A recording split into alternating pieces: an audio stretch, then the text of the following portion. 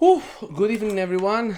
I'm here in Twitch again. This is my second time. I think I have solved the problem that I had the first time. The audio was not very good. Obviously, I'm starting with this program. I'm using OBS, and again, you don't see anything fancy yet. One day I will have like all these Twitch lights and these emojis and all these cool things that other people who do Twitch have. But at the moment, I just want to build up a routine and to get people to join, to see what I'm doing in here. And just my aim is just at the moment to build up a routine and being useful for the people behind. Again, everything is gonna be recorded. My main aim with all this is to help those. The camera, is it good? I don't see myself well. Anyway, my aim is to help everyone who is learning or want to study about science in high school, and maybe they cannot pay a tutor or anything like that. And again today, since the GCSEs are just in a few days time, I want to continue with modeling exam questions. So I will continue. This is the exam paper 1, which, if you remember, it goes from topic 1 to topic 7. The other day I did some questions. Many of them were graph wise. Let's see what we have left. I will continue from question 5. And then we move on. Again, if there is anyone on the other side, I don't know if there is, and you want to ask anything, just feel free to do it. I said last stream that I would record, but the sound was so bad that at the end I just delete the record. I hope the audio this time is better, so I can share it with my students and share it in Twitch and all that sort of things. Good. Anyway, let's not waste more time. I want to do like 20 minutes at least, so because later on I need to go. But let's build up the routine. Yes. So radioactive waste from nuclear power station is man-made source of background radiation. Where is my highlighter? I like to have a highlighter because then that helps me and helps a student to find out where is the key part of the question. But I cannot find where is the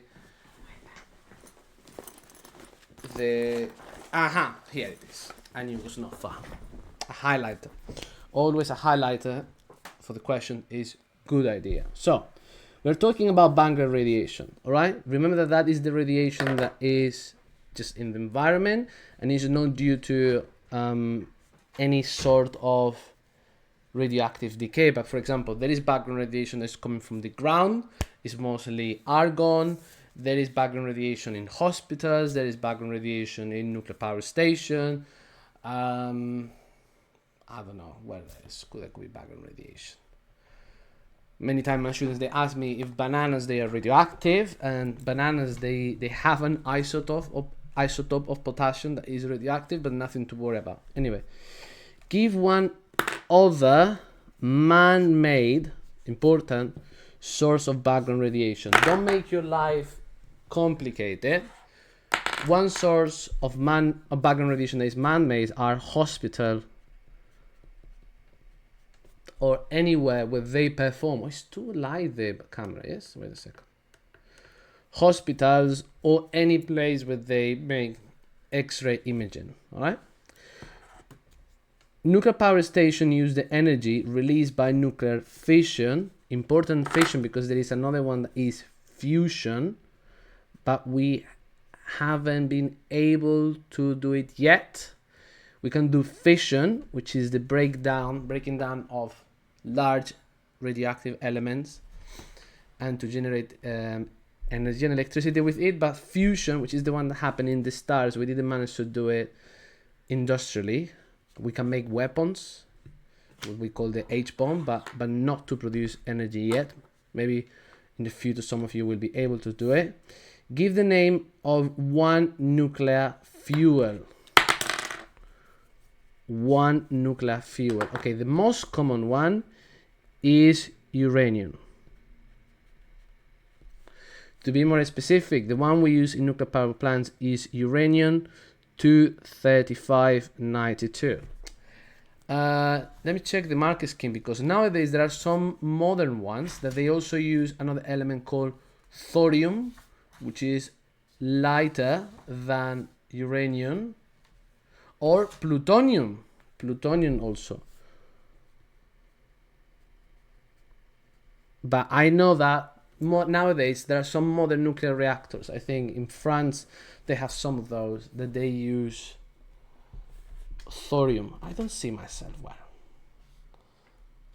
This is all my bad profile. It's not like I have a good profile, but I don't want to look so ugly in the camera. Anyway, let's not get obsessed about that, right?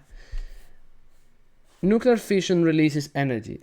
Describe the process of nuclear fission inside a nuclear reactor. Remember that this is how we obtain energy from uranium, from the fission of uranium to produce electricity. So it's all about that. So first we use, wait a second, you cannot see. Why don't you say that you cannot see anything?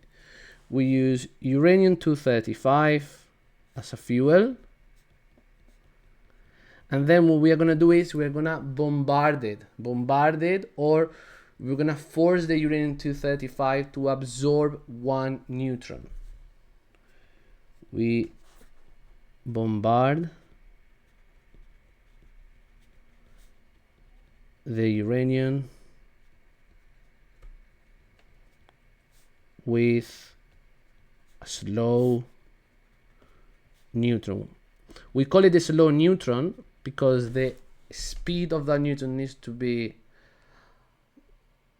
accurate and measured, because if the neutron goes too quick, it's going to bounce back. We want the neutron to be absorbed. Why? Because once the neutron is absorbed, the uranium-235 plus one neutron turns into uranium-236, which is extremely unstable. It has a very short half-life and rapidly it decays. Okay?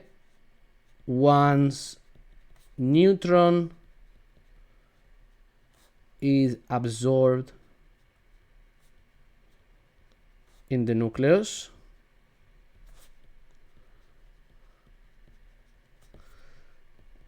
it splits, or if you prefer decay, I like better decay, into two smaller nuclei. Nuclei is the plural of nucleus. Okay? The process also releases more neutrons. That's why the reaction continue on its own, is what we call a chain reaction. And the most important, and energy. In this case, thermal energy, heat. All right? There is also emission of gamma radiation, but we are not going to obtain energy from this gamma radiation. All right? We obtain energy from the heat. Okay? What is happening later on with this heat? This energy is used to heat up water, and when you heat up water, then it turns into steam. It turns into steam, and the steam moves a turbine that is connected to a generator, and that produces electricity. Okay? This same mechanism is the same that we use in coal power stations, oil power stations, or gas power stations. This idea of using thermal energy to heat up water, water turns into steam, the steam passes through canals, through tubes, that they move a turbine, the turbine is connected to a generator, and by electromagnetism, it produces electricity. Okay. I wish I could stop more in here. By the way, if you want to study this topic in my lessons, and probably if you're using the Oxford Revision Guide, which is a very good guide I recommend for everyone, is topic P7, okay? Physics topic 7. I said it because it helps me to organize my mind, because I know that paper 1 goes from topic 1 to topic 7. Right? When it helped me when I was a student, and I recommend it to my students so they can organize their work as well. A new type of power station is being developed that will generate electricity using nuclear fusion. This is not real yet. Okay? Explain how the process of nuclear fusion leads to the release of energy. And in this case, look, important. Previous question was 4 marks, meaning that at least you should give 4 bullet points. This one is 2 marks, so use your common sense. It's shorter. They expect you to say less in this question than in the question before. Makes sense? 4 marks versus 2 marks. If you find yourself that you are spending the same amount of time in a question that is 2 marks than in a question that is 4 marks, there is something that is not going well. So you need to be able to manage your time properly. You have 100 marks and you have 1 hour 45 minutes. So you need to manage your time properly, okay?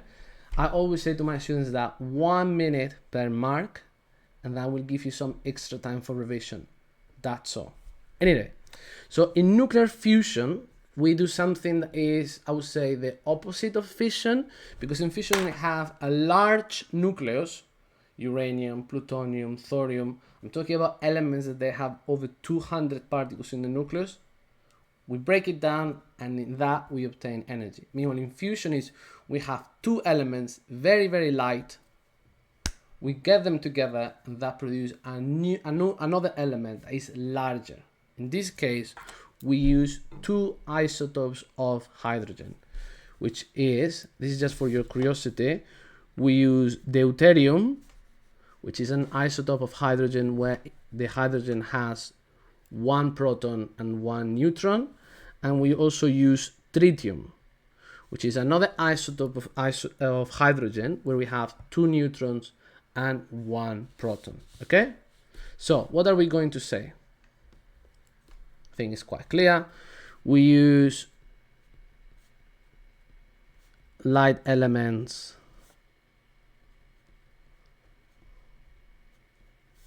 as fuel. Example, hydrogen, since we mentioned in the last question that we use uranium as a fuel to form heavier elements like helium. And this is again the process that happens in the stars, okay? Some of the mass is converted into energy. This is also a chain reaction because neutrons are released in the process. The advantage is that it releases more energy than fission, and also it does not produce any radioactive waste because we are talking about small elements. So radioactivity, meaning that isotopes that they are unstable, normally happens in larger atoms. Okay, we're going to see that very few small atoms they are radioactive. That radioactivity is something more common happening in big elements. So in fusion, apart from releasing more energy, we will not have some of the disadvantages of nuclear power station, which is radioactive waste. All right, let's continue. So nuclear fusion power station will produce radioactive waste. This waste will have much shorter half-life than the radioactive waste from nuclear fission power station. Explain the advantage of radioactive waste having shorter half-life. So they don't want you to get into comparing nuclear fission and nuclear fusion. That is just the context. What they want you to say is what is the advantage of a waste that has shorter half-life. And with that, they want to see that you understand what is the meaning of half-life. And if you remember the definition of half-life, which is not part of the question, but I will just write it down for you to remember and to understand. So half-life in the context of radioactivity is amount, maybe I can write, sorry, dyslexic, amount of time needed to reduce, or better said, to halve the amount of the activity of one radioactive isotope. Okay, to reduce to the 50% the activity of one radioactive isotope, or to reduce, the activity, the count rate, whatever you prefer. So if you have one radioactive isotope that gives you an activity of 100 counts per second, how long does it take for that radioactive isotope from going to 100 counts per second to 50? Because this is something very relevant. The vast majority of radioactive elements, once they decay, they turn into stable and they don't decay any longer. That is the whole point of radioactivity. We have radioactive isotopes that they want to be stable, or they tend to be stable, and to do that, they emit energy. That energy is radioactivity. They want to be stable in a much lower energy state, because that is where they want to be. So they release energy to do that. But once they release it, it's over. Okay? Let's focus into the question. So, advantages of shorter half-life. Activity decreases quicker. I don't want to use shorter because it's shorter half-life, shorter, not good. Activity decreases quicker, therefore the risk stays for less time. And when I mean risk, I mean the risk associated for our health, okay? For our health or the environment too.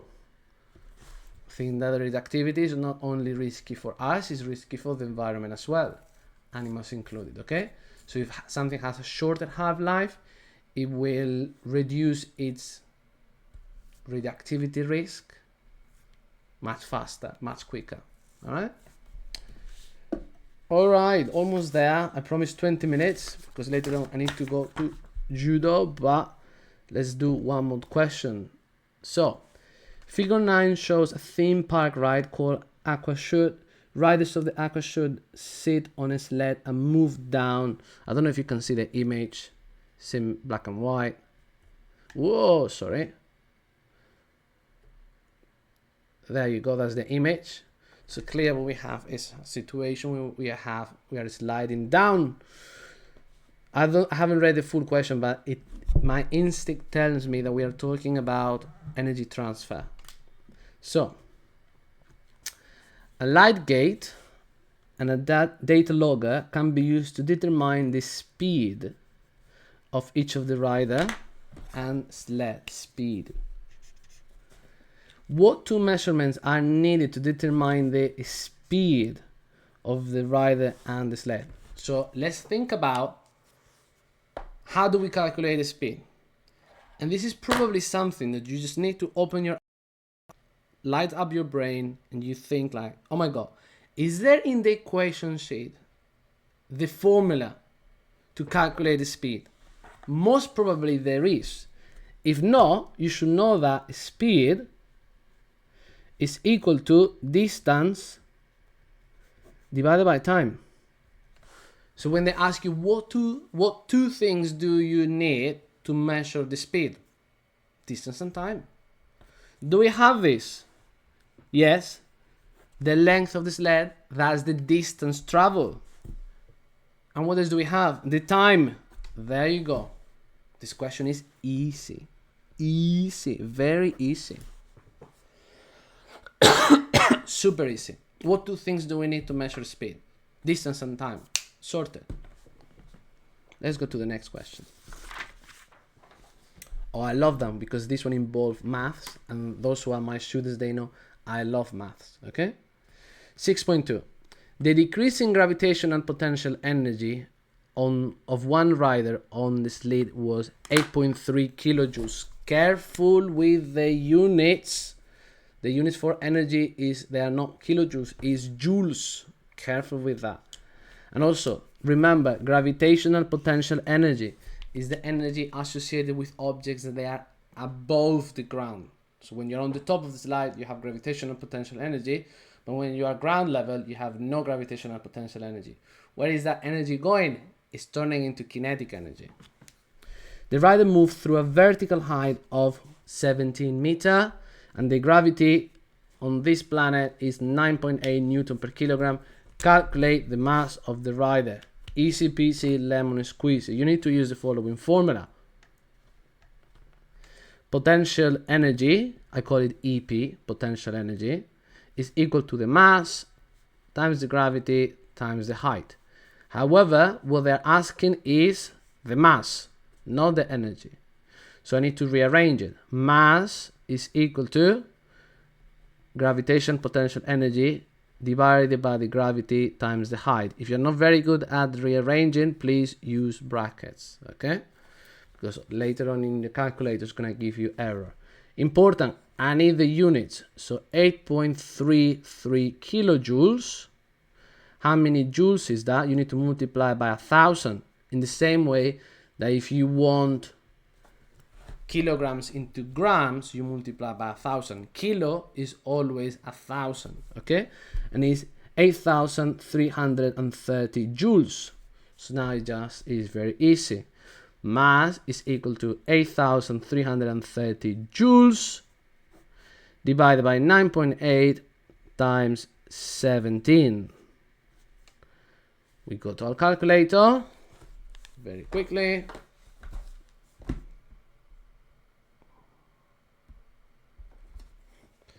Please remember to get the brackets. So 8,330 divided by 9.8 times 17. Close the bracket. There you go. It's 50. 50 kilograms. They are giving us already the kilogram, so we don't need to think about it. If they give you this sort of question, you just stand up and clap, because this is so easy. So easy. In the same way, especially for those who are doing separate signs, they could ask you to calculate the velocity using the kinetic energy. Still very easy. You just need to solve a square root. But at this point, you should all be able to do it. I need to stop in here because I need to go. As I promised, I will keep building the routine of getting into stream every day to help with the exam that is coming in a few weeks' time. Wish you all the best. If the sound is good, I will share the recording later in Twitch, and I will try to make a YouTube channel and all that sort of things. I promise. I know I have a long list to-do list. I will do it as soon as possible. Thank you very much, guys. If everyone was on the other side, I noticed that I didn't write again properly. Sorry. Okay. See you guys. Have a lovely evening. Ciao, ciao.